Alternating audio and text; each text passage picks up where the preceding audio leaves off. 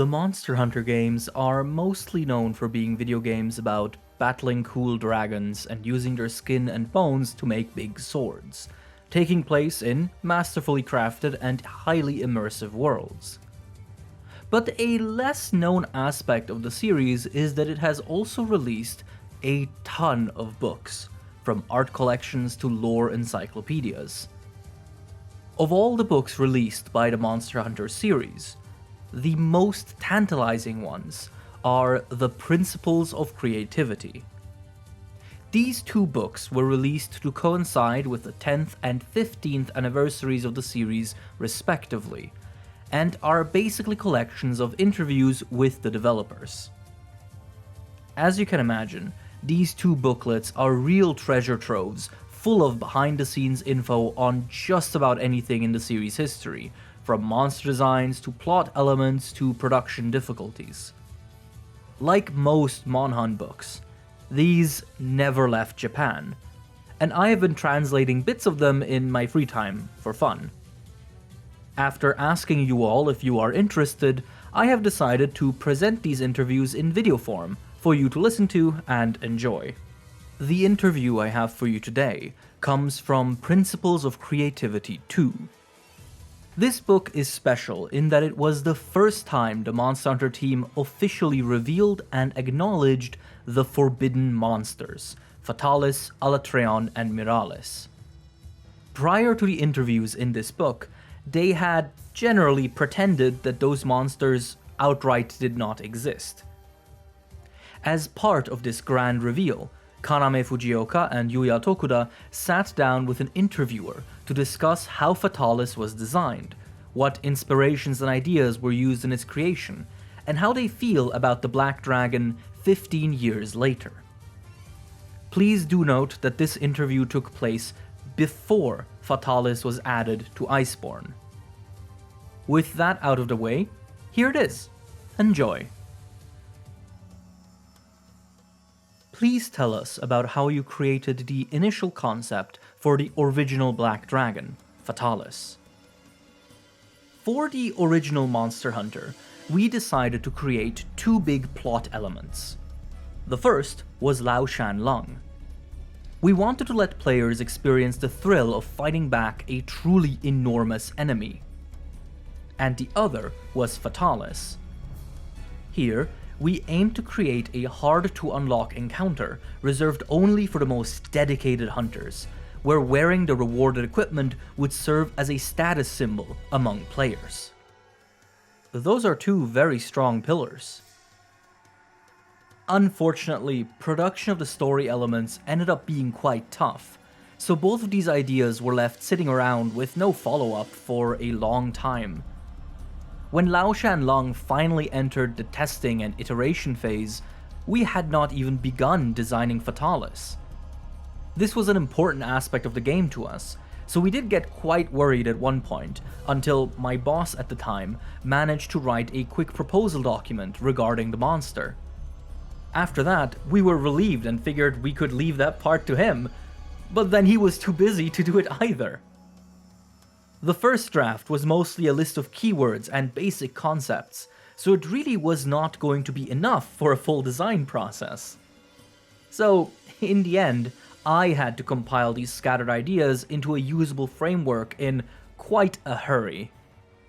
So, when did the design direction for Fatalis start to really come together then?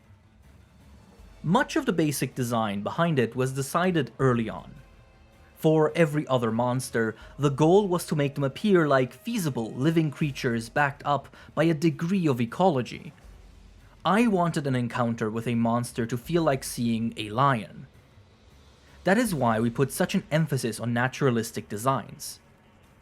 But Monster Hunter still takes place in a fantasy world, and Fatalis would be the encounter to drive that home. As far as imagery goes, a simple dragon is extremely effective, impactful, and iconic. So after we had already created a roster of believable creatures that we largely called Wyvern, we decided it would be exciting to bookend the game with a true dragon. After that, the design direction was simply to create a cool-looking dragon, and not worry too much about the ecology-focused approach Capcom is now known for. So you prioritize the impact and presence of Fatalis, rather than its ecology and believability. My goal was to make the player understand that even such an out-of-place being could exist in this world. We also used flavor text in the game to hint at the legendary status of this entity. That reminds me, the conditions for even unlocking Fatalis were quite steep. Hunting 50 Rathalos and Rathian each, if I recall. That's right, we hinted at that through the story of the Wyvern's Blood Call. So you have this monster that can only be unlocked by clearing some fairly strict requirements, and then suddenly, the hunter is whisked away to a distant castle and faces a black dragon. We wanted this premise to feel like you're participating in a legendary battle. Speaking of legends, are there ways in which Lao Shanlong, the other big plot element, connects to Fatalis directly? Yes. Lao Shanlong starts moving because it senses an ominous presence it wishes to escape from, and that presence is strongly implied to have been Fatalis. The basic idea behind this was that it must be a terrible omen when something that usually stands still suddenly starts moving. You said that the chosen design for Fatalis was that it should look like a dragon, but I think there are many different types of dragons from across the world. Was it also decided early on that it would look like a typical European-style dragon? Yes, from the very beginning, basically. While the eventual core concept behind Monster Hunter turned out to be to create a fantasy setting unique to Capcom, early into development we also played around with ideas that were more reminiscent of traditional medieval fantasy. However, after a while we asked ourselves, why should a Capcom game follow conventions? And began to instead iterate into a fresh direction that deviated away from traditional fantasy. So we scrapped all the classic fantasy designs we had made up until then, and started iterating on ideas such as the Rathalos. We landed on the concept of battling monsters to increase your battle power without the use of any magic. Working from there, we eventually created a setting entirely unique to Monster Hunter. Ironically, in such a world, a design from classic fantasy would stand out by sheer contrast, and we figured that this would create a strong impact on players. It's an amazing story, isn't it? The initial idea, which was deemed too conventional and predictable, looped around to feeling fresh again once you had created a world in which the design could stand out, despite being traditional. When I was just starting out as a designer, I heard a story from a senior co-worker that stuck with me. In the Final Fight game series, there is a character named Hagar, who is both a mayor and a pro wrestler. Right, he's that shirtless, hulking old man. Characters in Final Fight all feel iconic and unique. But when Hagar appeared in Saturday Night Slam Masters, he did not stand out at all, since the entire roster consisted of wrestlers of some kind, like him. When broken down like that, Hagar's design itself is nothing special, but the unique setting of Final Fight made it memorable due to how it clashed with the ordinary city environments. When I first heard that story, I could not stop thinking about how a unique and fresh setting could elevate otherwise neutral designs into something impactful just through the power of that contrast. It really made sense to me, and it stuck in my mind to this day. I think it was because of this anecdote that we were able to create Fatalis in such a way that it contrasts with the world in a positive and memorable way. Were there any difficulties in the design phase once it did get going? I didn't have much trouble with the design itself, if I remember correctly. Rather, I think I spent a long time worrying about how to design an encounter that would do a design like this justice. The concept of Monster Hunter was to fight wild monsters that live in natural environments, so players probably would not expect to fight in man-made areas. so I think it was quite impactful to suddenly have a castle appear as a hunting ground. The mysterious appearance of Castle Shrade, and the fact that it was home to such a fantastical being, felt like a great way to reward and encourage players that braved the online mode. With that intention in mind, we made sure that the design elements of Fatalis and Castle Shrade complemented each other. I see. So even though Fatalis was intended to be detached from the ecology-focused design of the rest of the game, it still needed to fit its environment and context in its own way. Indeed. The design is for a fictional dragon, but even so, we were consciously trying to imbue it with a sense of life and presence. So you even paid attention to small details, such as how many horns it has, for example. Oh, if I recall, the horns were created by a designer with the intent of just making the head of this dragon look cool. But other details might have more intricate stories to tell, such as the Fatalis' chest. The chest does appear to have a different texture than the rest of the body, doesn't it? We designed the chest area to look as if it was covered in layers of molten metal, which is an element based on various dragon stories. I was really struck by the reoccurring imagery of dragons hoarding treasure and sleeping on it, and I ended up envisioning a version of that where a dragon like Fatalis hoards the armors and weapons of its fallen enemies and then sleeps on them, with its high body temperature melting the equipment down and fusing it into the shell as it slumbers. Adding anecdotes like these into the actual creature design felt like a good way to present our own version of known legends. I see. And this physical feature only becomes more prominent as the player breaks Fatalis' body parts and observes the change, right? Yes, that is the gist of it. The fun of breaking monster parts and noticing how that changes the appearance and behavior of your adversary is a kind of experience pretty unique to Monster Hunter. Listening to both of you, it just occurred to me that Fujioka-san really does love the connection between dragons and treasure.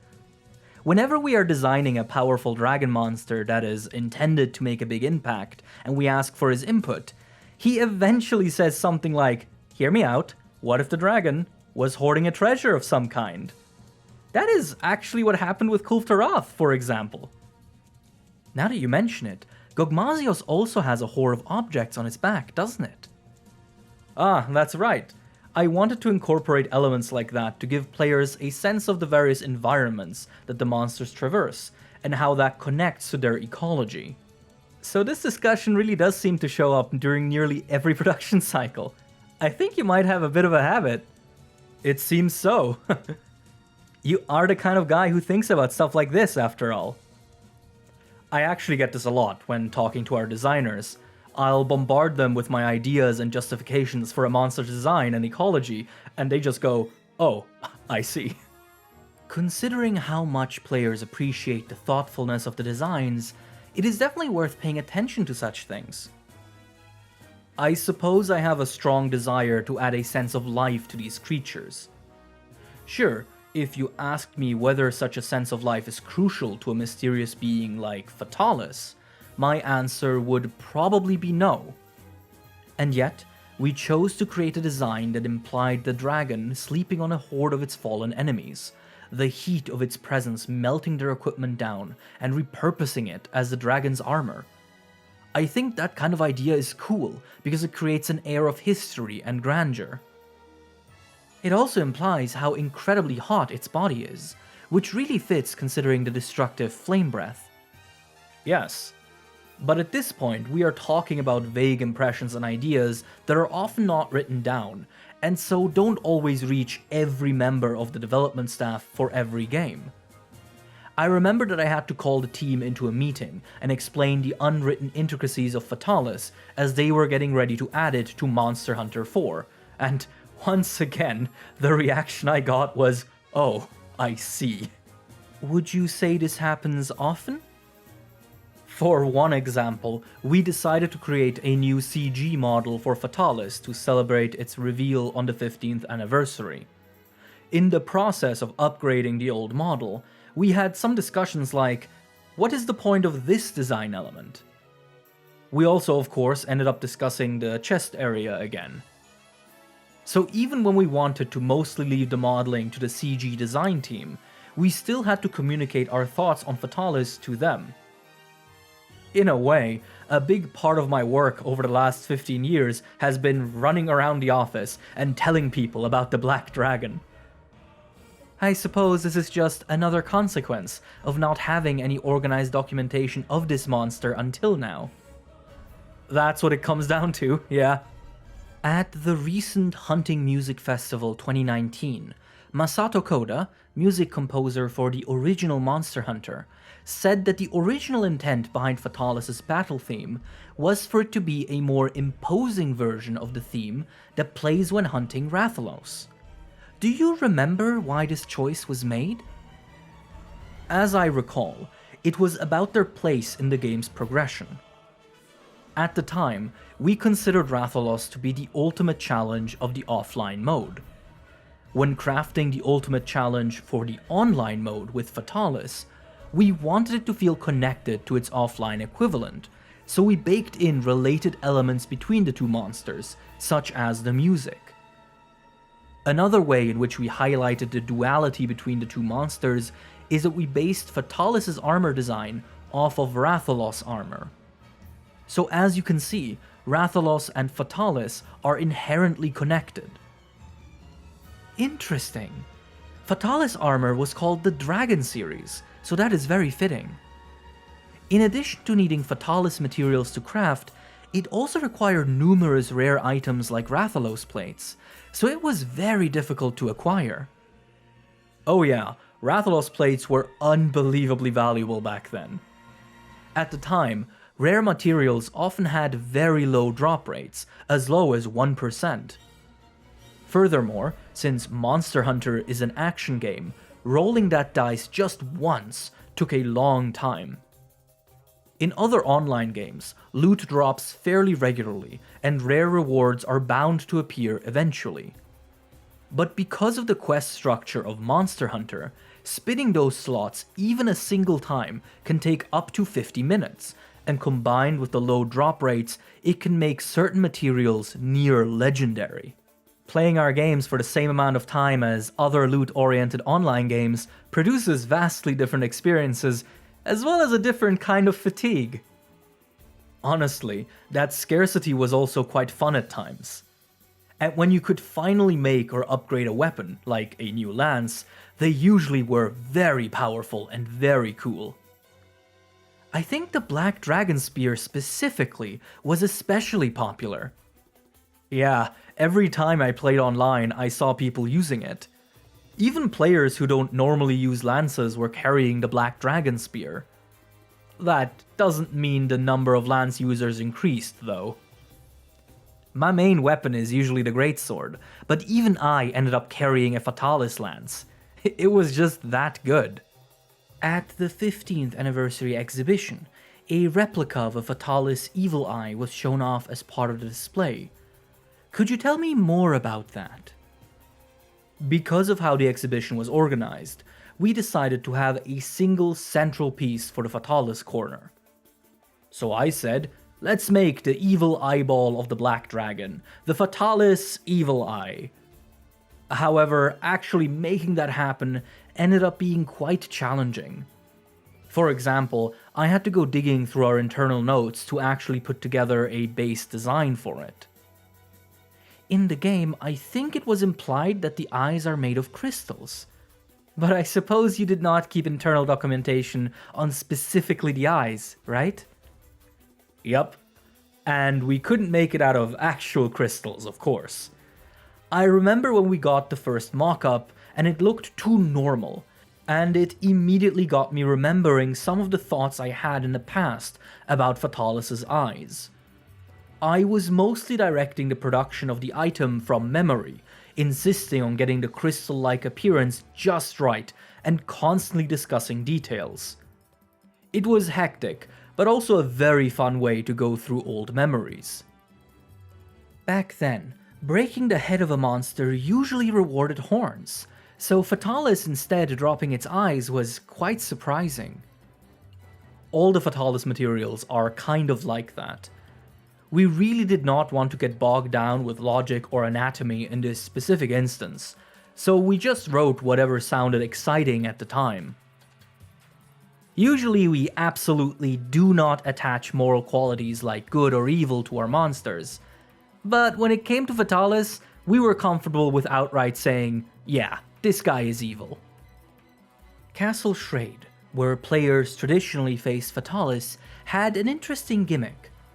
There was a castle gate connecting the two main areas, which could be lowered onto Fatalis as it was passing under it, trapping it for a time. The lead planner for that part of the game approached me saying he had this idea stuck in his head. When I heard that, I agreed that watching a dragon become trapped by an iron barrier would look really cool, so we went ahead and implemented it. It really helps making it feel like a decisive battle.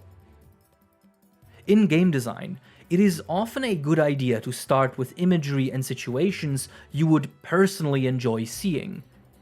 Then, you'd ideally massage it into something more refined, but as we were short on time back then, I can admit that the final result was somewhat rough. Still, the mysterious air of Castle Shrade was successful in penetrating the minds of players and intriguing them, so I hope we can continue to iterate on that in the future. Speaking of Castle Shrade, I think it's fair to say that the world of Monster Hunter is one in which many different civilizations have risen and fallen. That's right. We have consciously been including out-of-place weapons and armor, such as the Ancient Blade Greatsword, since the very beginning. Hints like these strongly suggest that if you were to dig through the history of this world, you'd likely find cultures with technology far beyond the limits of the current day. It's a lot of fun for us as creators, as it tickles the player's curiosity by making them wonder which civilization this equipment or this ruin once belonged to. Monster Hunter is not a series that usually tells you these things directly, so we have been very glad to see players respond to these hints and put in effort to piece things together for themselves. Yes, it's really satisfying. Watching players engage so earnestly with something you created is an incredibly humbling and motivating feeling. I also don't mind if players pick up the scattered hints and flavor text we have left behind to create their own interpretations of our work. Expanding on something you experienced this way is more fun and encourages communication with other enthusiasts, which I think is preferable to a setting that is rigidly explained in detail. Tokura-san, you mentioned earlier that the process of digging up old information on Fatalis to create a formal internal document was quite difficult, as it required you to go through 15 years of scattered notes. I can imagine that you also had to make some tough calls on what to keep and what to discard, right? Yes. We obviously had to keep and take responsibility for any information that had reached the public through methods like in-game text. However, there were a lot of internal notes that required a lot more deliberation and organization. What can I say? I really let my imagination run wild back then. Recently, Monster Hunter World made overt references to the plot and world of Monster Hunter 4, through characters such as the excitable A-lister. Monster Hunter 4 had previously referenced an old world map you released by letting players travel to Shiki country, which had first appeared on said map. It seems to me that you are connecting the games and settings of Monster Hunter little by little. That's right. As we put an increasing focus on direct storytelling, we can't get away with as much vagueness as we used to. Fatalis is a perfect example of that vagueness, even if it ultimately worked to its advantage. Yes, it was the result of a chain reaction of creativity and time constraints. So for example, where is Castle Shrade located? So our earliest internal map of the Monster Hunter world only had a very vague sense of distance. Instead of using precise measurements and drafting out all that much, we mostly focused on broad statements such as, "this place is near that place." Originally, we wanted to avoid getting bogged down with time and distance as factors in our world, which would also again stimulate the imagination of players as they try to make sense of this setting. Castle Trade's location was very much conceived of alongside this attitude. In our original vision, we imagined hunters spending days or weeks traveling to any given quest destination. But as I said, now that we create more direct stories and connected worlds, we ought to be a tad more precise than that. Whenever one talks about Fatalis, one topic that cannot be ignored is the legend of it burning down the kingdom of Shrade into ash 1,000 years ago. I imagine it's a part of the setting that gnaws at players to this day. You know, when we created that part of the story, we didn't think too hard about the timescale, actually. We chose 1,000 years ago because it made it sound appropriately ancient and added a certain fairy tale quality to it. Speaking of topics that keep players up at night, there is also the Great Dragon War. Oh yes, we are aware that many fans are very interested in that specifically. That was another reason why it was so important for us to get our internal documentation in order. I believe it is first alluded to in the book Hunter's Encyclopedia, that you released shortly after the original game. To this day, players seem confused at how literally to take this content, and if that bit is strictly true or not. What I can say is that those books are written from a subjective, in-universe perspective, and contain original expanded ideas by the book production team. So they are not 100% in line with our own interpretation of the setting. Listening to all of this, it sounds like each entry in the Monster Hunter series has its own vision of the setting that is not always entirely the same. Yes, it has to be acknowledged that we have not been able to avoid contradictions entirely. I think we have done pretty well at being consistent regarding the information we have released officially and explicitly, but the hints and breadcrumbs are another story. It all goes back to my insistence in telling the writing team to always prefer being vague and mysterious over telling the player something outright, but giving them creative freedom beyond that. And as a result, the version of the setting that exists within your mind, and the version that ended up being created through the series of games, books, etc., differ in some key ways. Of course, I've always preferred it that way too. This is, for example, the reason why hunting grounds generally don't have distinct names, and are mostly just called the jungle or the volcano. I wanted to strike a balance between building a world and keeping it vague.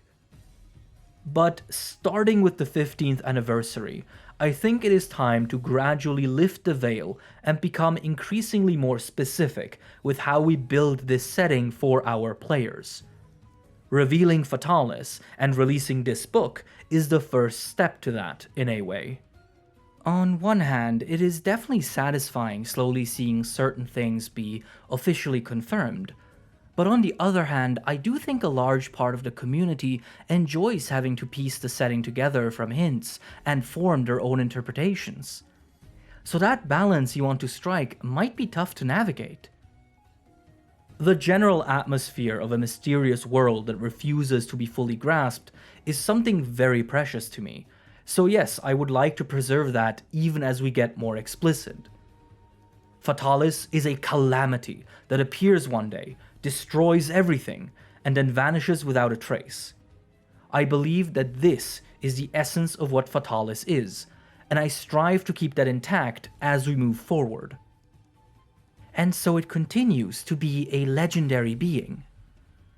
By comparison, in the recent Monster Hunter world, the story is the same whether you play solo or multiplayer, and is told to the player very directly. As a result of this, we've received new kinds of feedback, like, I know who the field team leader is, but it feels weird that it doesn't have a name besides his job title.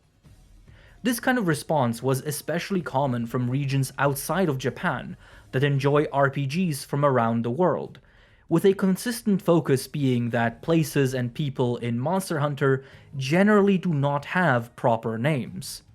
I suppose that as we ramp up the presentation and narrative style of the game, referring to places and people in such a vague manner becomes increasingly awkward. You also tend to have lots of characters in every game now. Quest maidens are no longer the only relevant NPCs. Yes, we've had some internal discussions recently about how we really do need to start being more conscious of such things. But if we do commit to changing our approach, it will increase our workload. Time to get ready, then. Circling back to Fatalis, do you remember what the reaction of players at the time was to its appearance in Monster Hunter? I mostly remember reading through various frantic message boards on the early internet that were trying to figure out how to actually unlock this monster. I remember speculation about the unlock conditions running rampant. You had to complete every quest, hunt 50 Rathalos and Rathian each, and then reach a certain hunter rank. It was hard work. And don't forget that raising your hunter rank by even one level was much harder in the first game than it is now. But as a result, players that were able to post Fatalis quests were very popular, and other hunters often flocked to them. Tokuda-san, I know you told us earlier that you got spoiled on Fatalis' existence when you got hired by Capcom, but even so, do you remember having any strong impressions once you finally got to face the Black Dragon? I got instantly one-shot killed by Fatalis simply grazing me as it walked, so yeah, you could say it left a strong impression on me. Yeah, I was there, and it looked like you got defeated by just getting walked on. I could not even tell it was attacking. It was slithering at me, and suddenly my health just vanished. Being defeated by just getting grazed is a rare occurrence. I enjoy the thought of players failing a quest that way and thinking, how am I even supposed to beat that? And spreading that sentiment around, it adds to the legend. Those experiences are still cherished and feared among the community even after 15 years, so I agree that it really did make Fatalis legendary in a way. The design of that first fight was undeniably not as refined as something we would create now. But I also believe that to players that have stuck with the series for all this time, things like that are part of the charm that has allowed Fatalis to become so infamous. As we expand the community and move into the future, I think revealing the forbidden monsters properly to celebrate the anniversary is also a way to honor fans that have known about the might of the Black Dragon all along. And that is it. I hope you enjoyed this interview about the creation of Fatalis and learned something new. If you found this interesting, please let me know in the comments, because there are just so many interviews like this in the 2 Principles of Creativity books that I believe have never been completely translated, or at least not to any degree of popularity that I've seen. So if you want me to keep doing this, I'll do it, you just need to let me know. Other than that, as always, thank you for watching, and happy Pride Month. I'll see you all around. But before I sign off, I of course want to especially thank all the patrons and YouTube channel members that help make videos like these possible. I would like to especially thank Just a Hunter, Meta Defiance, Thomas Caldicott, Autumns, Anjanath Tamer's Ambience, Wandering Soul, Stormbreaker Kai, Joshua Ellison, Uthuna is an Octopus, Chocolate Coat, Precum King, Joey Tribby 58, Makamawi, Yuriv, CJ, Carl the Crab, Christopher Bronson, Harpier, Suddenly, Molly Mockery, Rose, Zyperius Folkvar, Hamburger Discord, Zaffy, Phaeopuz, Lufish, Morgulblank, Tactywolf, Thyla Zero, Jacob Coleman, Hellbug Hunter, Shebo, M1Have12, Regal Eagle, Ronger97, Quali, Matt Hat 124, My Name Gone, The Dollarfish, Sheba, Ryan Hook, Veraxis, Thick, Kuroneko, Zion HV Augenson, Alistair in Wonderland, Jacob the Numbnut, Soruka, Sir Newt Newt, Evie, Rambling Robin, Hashi, Black Ace 202, Dissy, Habbo Himbro Mirror, Magenta Magenta, Russell, Vulgar Beast, Person 212, Claire Miboon, Oakwood Tree, Mr. Pyramid, Makot02, Nils Schlatter, Iron Camel, and Nah, I'm going to bed. Alright folks, happy hunting. I'll see you next time. Bye bye.